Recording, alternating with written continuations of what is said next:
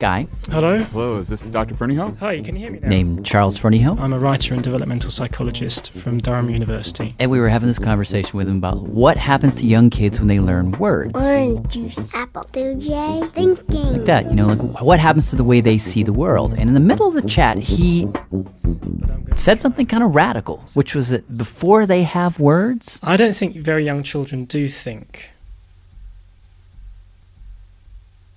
Like think, period? Was there a period at the end of that sentence? You don't think that they think, period? I don't think they think in the way that I want to call thinking, all right, which is a bit of a cheat, but let me say... What he meant is that thinking, as he defines it, is basically just words sounding silently in your head. And before you have those words in your head, you can't think. Now, this is a controversial idea, which we debated back and forth. But for the next few minutes, we're not going to debate it. We're going to jump into it farther. Because whether or not you think it's true, if you follow the idea all the way through, as we're about to do, it does lead you to some interesting places.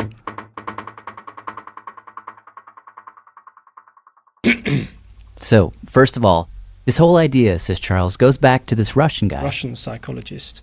Named Vygotsky. Lev Vygotsky. And is he a contemporary dude? No, he died in the 30s. He was active in... Anyhow, he came up with this idea. It's a really interesting notion of how kids learn to think. And it all begins, he said, on the outside. Think about a small child who's sitting down solving a puzzle. Marco, does that look like it goes somewhere? It goes here. You're sitting down and you're working together on a puzzle, and all you've got to do is get these shapes into this board in the right kind of order.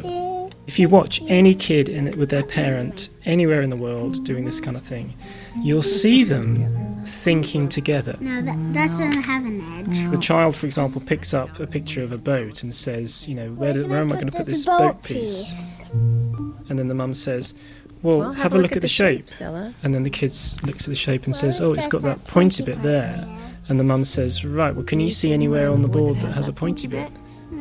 Right there. And so on.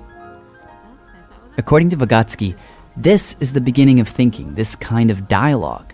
And at this point, It's completely external. it's all happening in that space between the child and her mother. Try putting that That together. We don't know where it matches. goes yet, but if you put it together. And only over time does it become internalized. And how that happens, Vygotsky thought, is that as the child gets older, she'll start to take on the dialogue herself. She'll start to talk to herself. This is the stage we call private speech. We've all seen kids do this, right? Where they narrate every single thing they're doing. Put the ball in the box. Take the ball out of the box. Now, what then happens is a few years further down the line, These kids who are narrating everything they're doing then go to school, and the teachers tell them, shh, don't talk out loud. so they kind of get the message that they need to start doing this internally. So they start to whisper to themselves out loud, and then eventually they whisper to themselves silently.